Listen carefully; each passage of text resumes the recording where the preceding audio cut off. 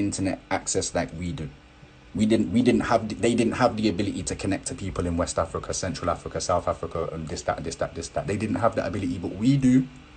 So when BBC is telling us that the only good thing to see in Africa are the animals, but then I'm seeing beautiful culture, it don't make no damn sense. How do you know that life started in Africa when we are different races across the world?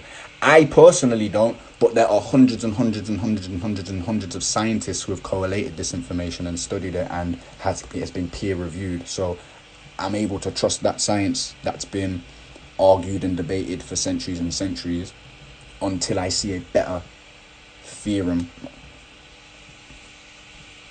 Can people build Africa while staying in America? I mean, they can, but it wouldn't be very easy. It's difficult to build in places that you've never been to, or you don't travel, or you don't know the people. And that, I think, is no disrespect to just American people, but if you look at the history of Liberia, the reason why Liberia wasn't a successful African recolonization when freedom happened is because the Americans, or the Americanized Africans who were coming back, had such a Western mentality that they thought that they were better than the native Liberians, and it caused a massive discord.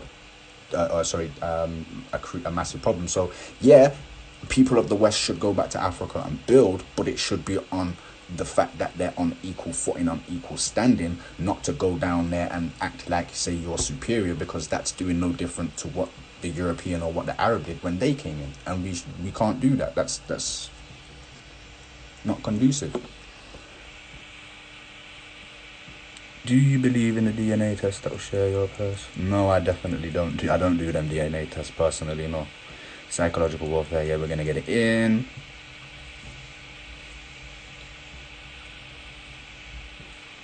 I only stopped because I was just trying to make sure that everything is flowing, everybody is following, there's no sound issues, no nothing or nothing. Because if there isn't, then I'm just going to get it straight back in, because this presentation does go on for a little while and I want to get it in a few sessions. Explain Christianity in Africa. I can't do that in this session because it is not about that session. It is not about that information even, so. Alright, okay, cool. We're just gonna get it back in with the presentation.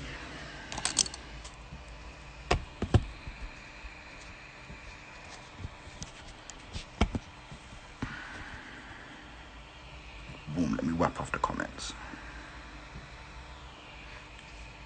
Alright, boom, psychological warfare.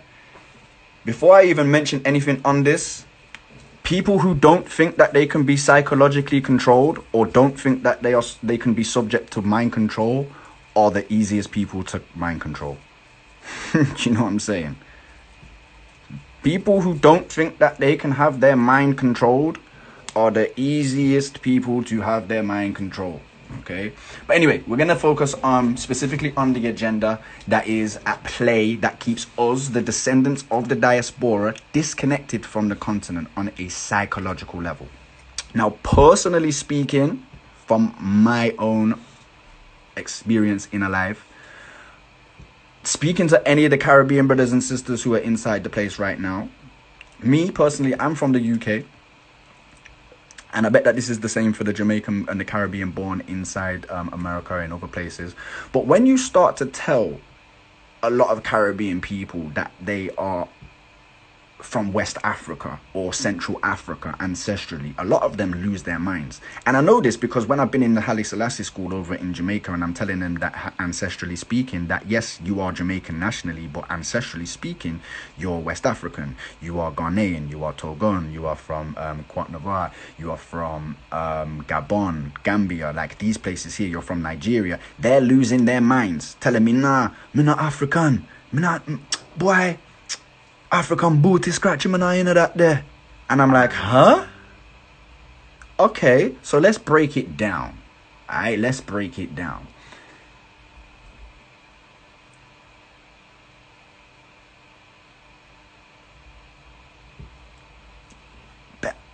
Where's my thing there? Mr. Bam. What's going on with my thing there? Bam. So, let me start with this. Mr. Stiles.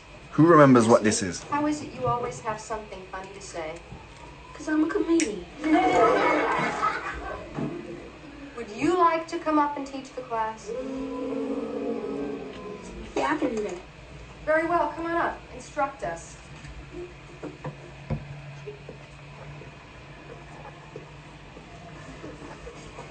And what will be the basis of your lecture?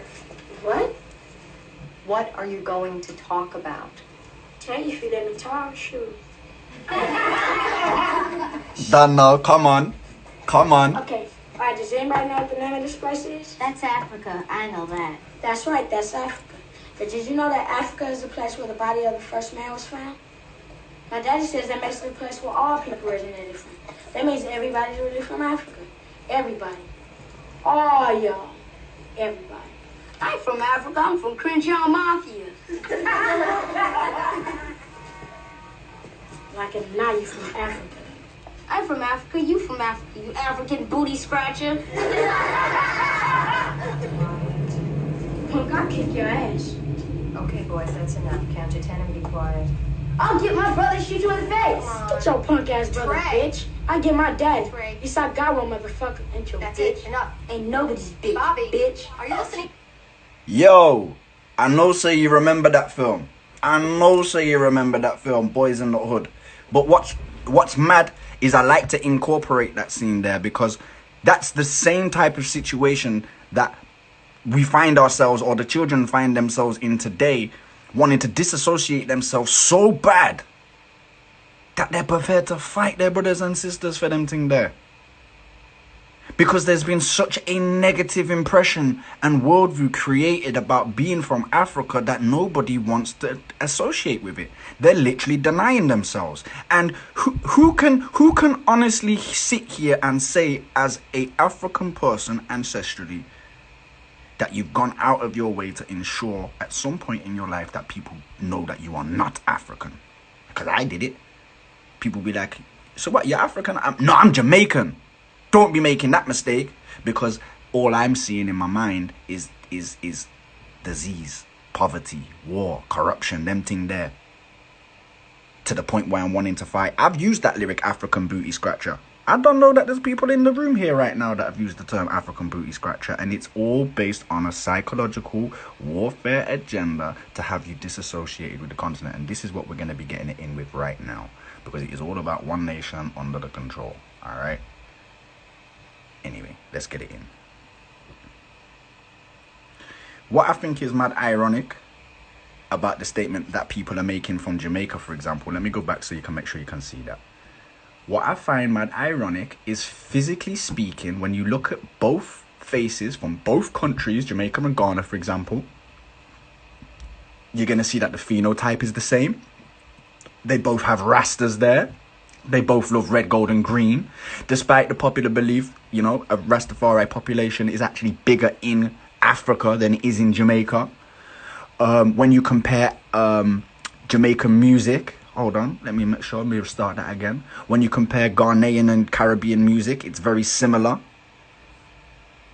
Ghana, Jamaica, the aunties, styly same, music, run on the same rhythms, inspired by each other, both tangled up in religions which they're not their own. The scene is the same. Yo, guys.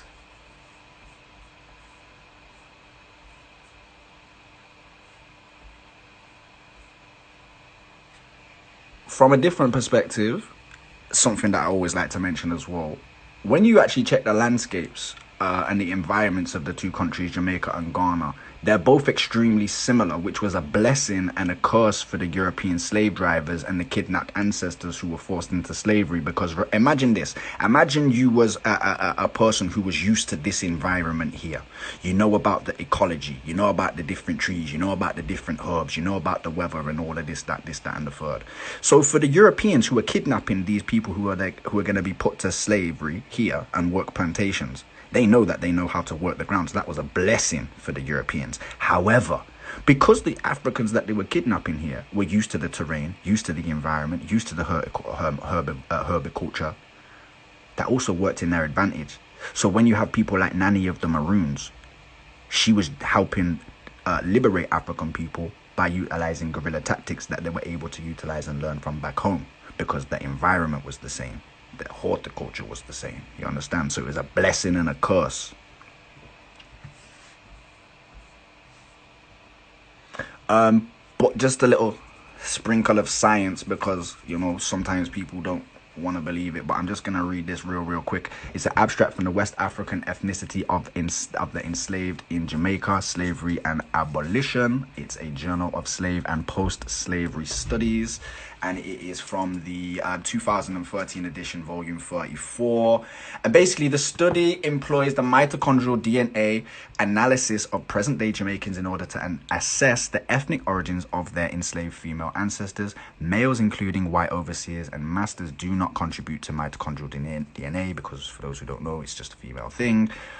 The evidence suggests that the Gold Coast was the largest single source of Jamaican slaves who arrived, remained, and survived in Jamaica. Whilst this finding fits with some historical evidence, it refines the data contained within the Voyages Transatlantic Slave Trade Database, and which indicates that the Biafra provided by the most enslaved Africans to Jamaica. So, boom.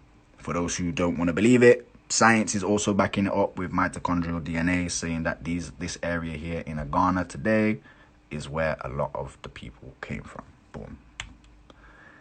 But for those who still don't want to buy into the fact that slavery is a thing, by the way, or the Jamaicans and Caribbean people who don't want to buy into the fact that they're from West Africa or from Africa at all, this here is a quick illustration and visual of some of the slave ships, or a lot of the slave ships which were recorded coming out of the coast, which were taken over. So between 1662 and 1807, Britain shipped 3.1 million African people across the Atlantic Ocean in the transatlantic slave trade. Africans were forcibly brought to the British-owned colonies in the Caribbean and sold as slaves to work on plantations. Now, I'd like to point out and make abundantly clear as well that these figures we know are minimalized. They don't want to talk about true numbers and true figures, because if they did, they probably, well, they'd still be able to sleep at night because they don't give a shit. But it's marginalized that around 12 million African people were transported in the Ma'afa. We call it Ma'afa because that is like the Black Holocaust. But it doesn't include many millions of people who died in West African and even East African coastal towns waiting to be shipped.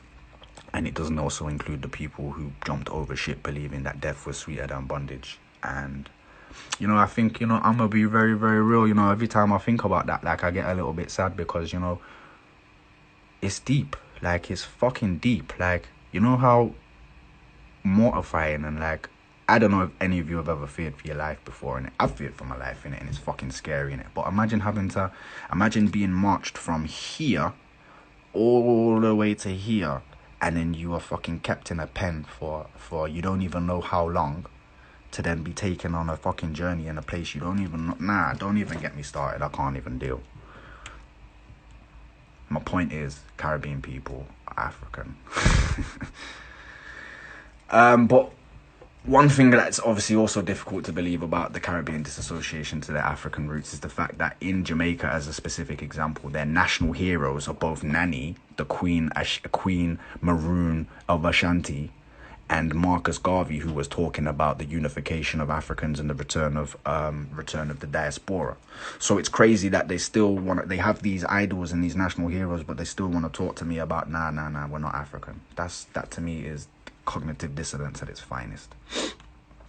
But anyway, I also have to check the fact that misinformation is a real thing. So I also have to check the fact that a lot of people don't know and aren't privileged with the information that a lot of us are privileged with, you know, so I have to check myself. But it comes down to the fact that this is a combination of two very big factors. One is, of course, poor education systems, which, of course, are not set up to teach anything that contradicts or contrasts the colonial style of imperial European narrative. So anything that goes against Europe being fantastic is not good for schools. That's the bottom line. So for the record, the European narrative is the story that was created that suggests that Europe's expansion set out to civilize the rest of the world, which has, you know, being substantiated by biased pseudo-scientific studies, which basically regulated black African melanated people to less than humans. Okay, it was a sentiment that was spread around the world. Okay, we must. So for those who can't tell what this is, that's a KKK member fucking standing and speaking to the rest of a class. That's a KK member again standing and talking to the rest of a class. That's a black girl there in the middle of a whole heap of white people feeling trauma. That there is Ruby Neal Bridges. Yeah, she's the first black girl to enter into a segregated school. And did she shoot up the school? Did she do a madness? Did she flip out and try shoot up the thing? Did she try blow up the school? No, but she lived in constant fear every single Ross Clark day that she had to go to school because people were throwing bricks at her head.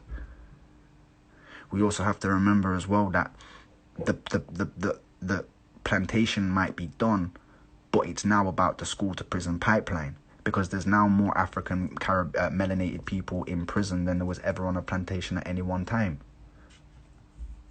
We have to remember that this is all based on, in my opinion, and a lot of people's opinion, that this is based on some form of inferiority complex that manifested on an academic level, and it was launched as a complete and total assassination on the history, the character, the image, and the existence of Africa and anybody African. And that really raged through the 17th, 18th, and 19th century. In fact, I'd go as far as to say it raged all of the way through. In fact, it's still raging now. I don't even know why I'm trying to sugarcoat this shit. I'm not into that. It's literally still aggressive right now. We're still seeing films where we're only fit to play the slave character. We're only allowed to play the whore, the drug dealer, the abusive partners. You know what I'm fucking tired of it, blood. Like, some more images for you. European missionaries teaching African people, like, say their African language isn't good enough. You have the idea and image of the white sky daddy coming to save the unpure, unclean, uncivilized people. In fact, they had something, they called it the white man's burden. It said to take up the white man's burden, send forth the best ye breed, go bind your sons to exile, to serve your captives' needs, to wait in heaven in heavy harness on fluttered folk and wild. Your new court sullen peoples, half devil and half child. Are you dumb? That's Rudyard Kipling, you know. That's Rudyard Kipling. And someone tell me, don't vex me today. This here is an image of somebody called Champollion. He was supposed to be one of the great explorers of Egypt. But what kind of respect for a nation that you've explored and uncovered and provided civilization do you do this to?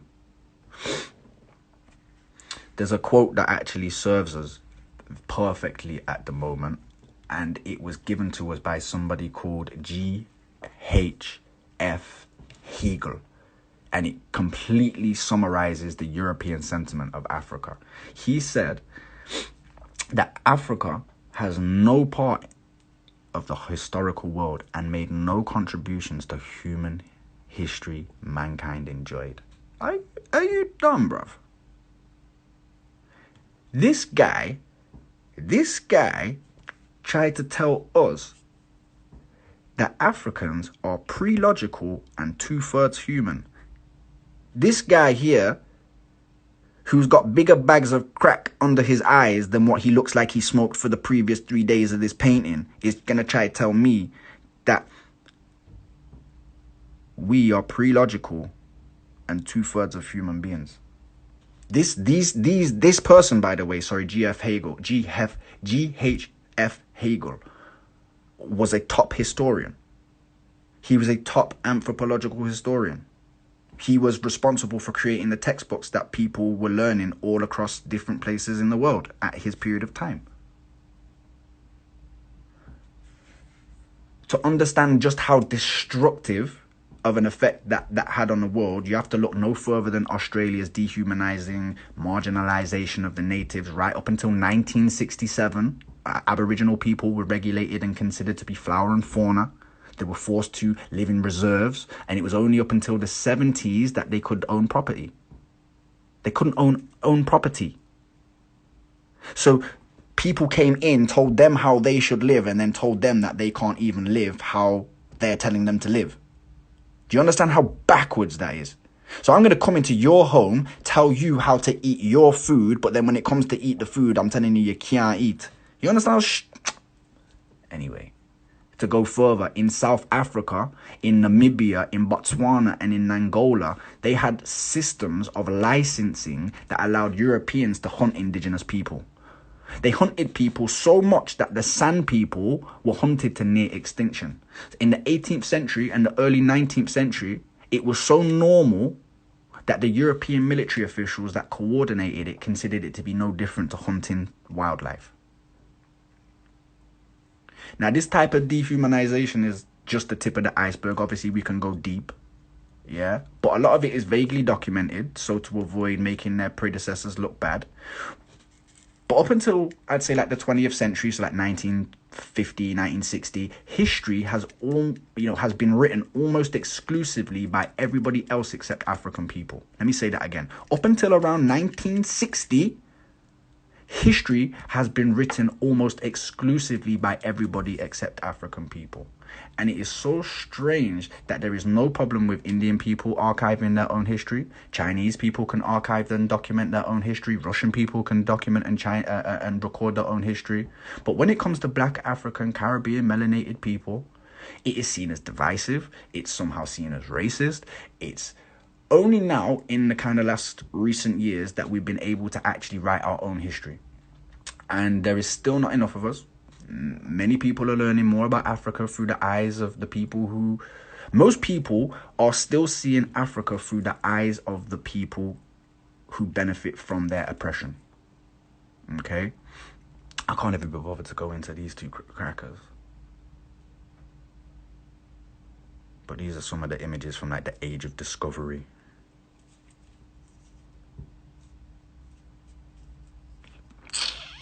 The blood clot.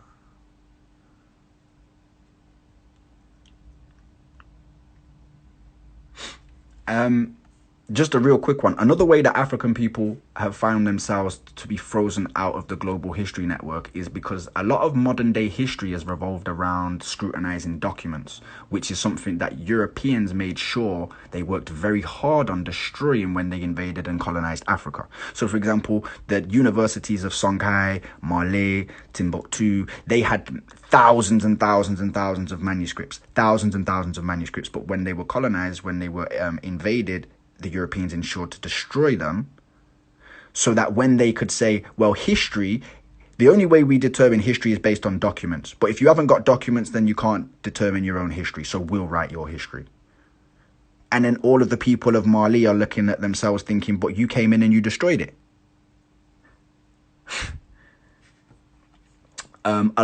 Because Europeans and Arabs came into a lot of African nations and destroyed a lot of native indigenous wisdom that was written in books, the way that they combated that is they created systems of griots, which was passing information through words.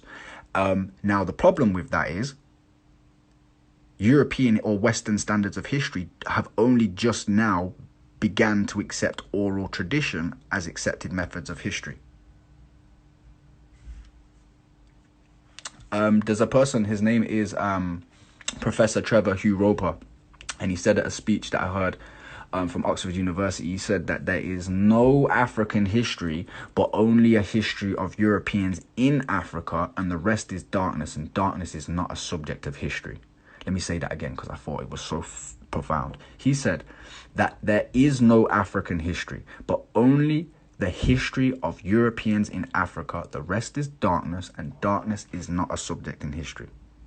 He's basically saying that African people need to go out there and fill out their own history books.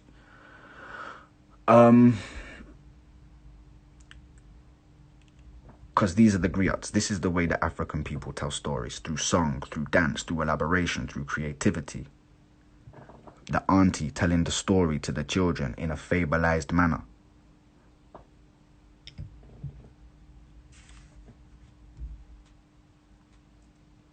Here's the brother. That's the brother that said it. I don't usually vibe with Europeans who kick about African history, but when you're making real statements, when you're making legit statements, I will ride with your legit statements. There is no African history, but there's only a history of Europeans in Africa. The rest is darkness, and darkness is not a subject of history.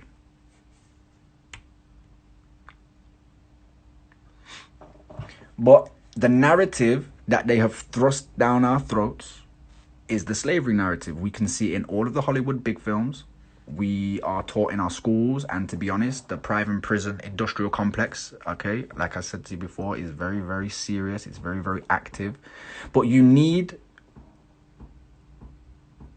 to look at the rate that African people or Caribbean people are arrested in the West, as an example. We are incarcerated and lost to the judicial system, okay? For example, in the United States, these may be some old statistics, but black people are roughly around 13 to 14% of the overall population, but they represent around 34% of the nation's 2.2 million prison population. That's crazy. That's wild. Wild. How is 13% of a nation making up for 34% of a prison population? So you're only 13% of the nation's overall population, but you represent 34% of the prison population. That is terrible.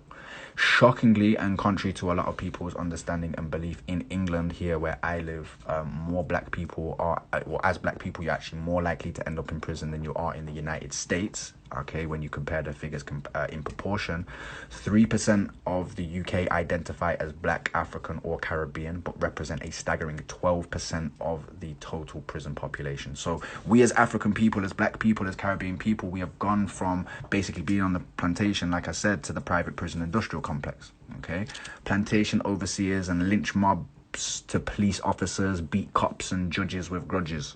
Do you get me? Like, it's really that deep.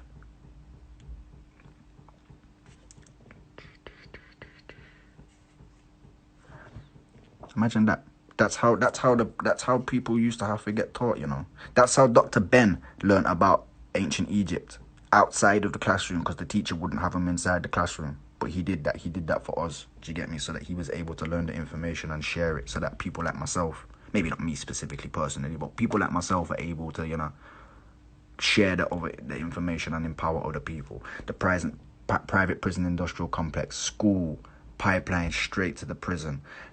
This basically is the new plantation. They have people working for minimal money, putting out fires, chopping down trees, laying roads, fixing electrics, production work.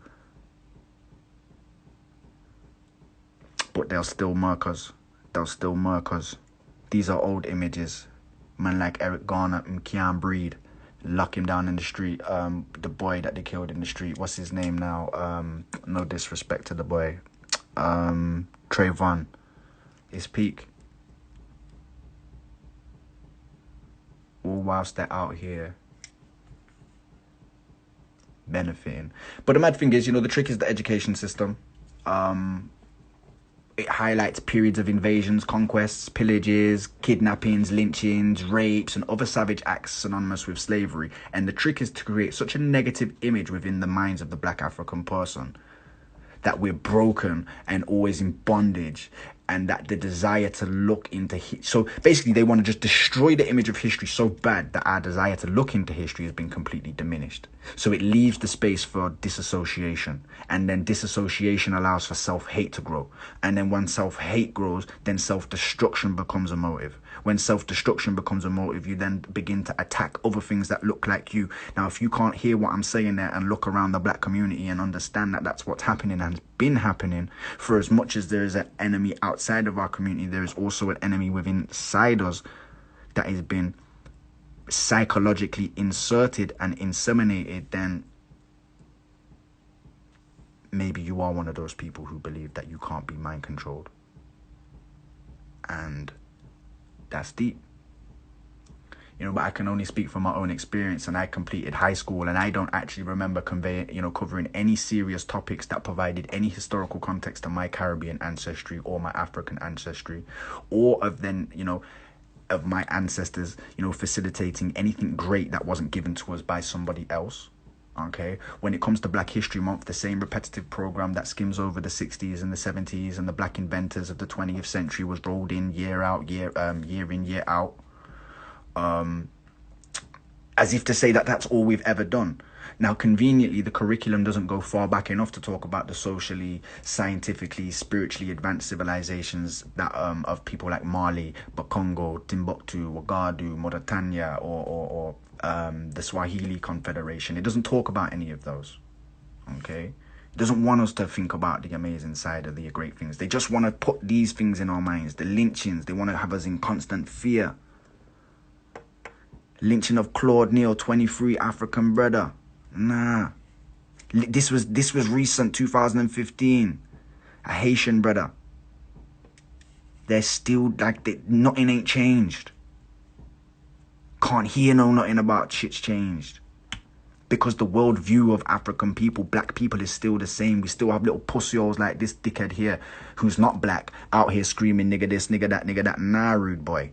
We have Disney out here perpetuating images that we're just jucking and jiving, smiling and guiling, watermeloning and yamming like, nah, rude boy. Like we're lazy. How are you going to call a people that you have enslaved to do all of your manual labor lazy? This is how they created the super predator image. Destroy the image and pride will diminish.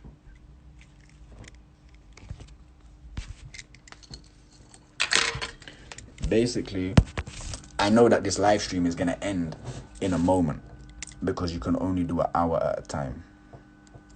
I know you can only do an hour at a time. So I'm going to let this one run out, answer any questions that I can answer in this quick little space of time, and then we'll restart it and then do the last half of the session. But are we following, are we hearing this? Can we see how, yes, there's an enemy from outside of the community, but there's also an enemy inside the community, and it's actually inside a lot of us, because a lot of us have this terrible view of Africa. And that's not to say that everything that's said isn't true.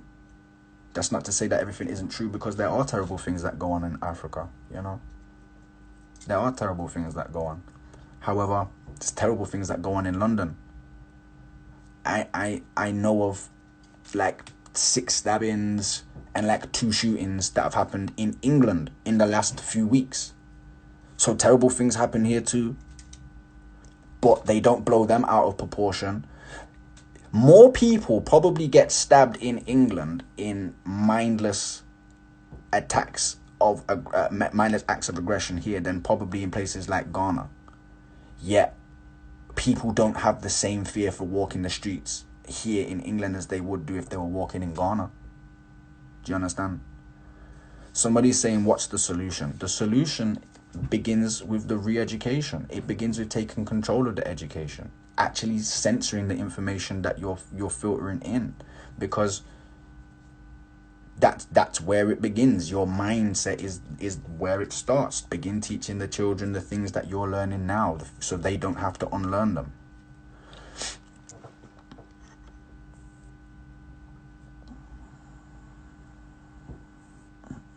There's a big division between Caribbean and African. I kind of feel you. I wouldn't say it's a big division between the Caribbean and African brothers and sisters, because again, there is a large understanding that on the continent that that Caribbean people are from Africa. So I've been in places in Ghana and uncles have approached me asking me where I'm from, because they can tell that I'm not from there. And they're asking me where I'm from. They're like, oh, you're a cousin. Like distant cousin. Like, I've got the video. I will post it on my story. You can see it. Like, I was literally just finished recording a little something when I was in Aburi, and the uncle come up to me and started speaking to the sister that I was with, because he know that I don't speak Twi, and she was translating, and I caught it on video. One of the most happy feelings that I've ever felt as a seed of the diaspora being welcomed back, like being made to feel welcome. Like, it was beautiful. But anyway, the thing there says that there's 30 seconds left. I'm going to lock this stream off and I'm going to restart it, so then we can finish part 2. So give me a hot second, gang. We're going to be back in a second. Yeah. Back again. You already know what it is.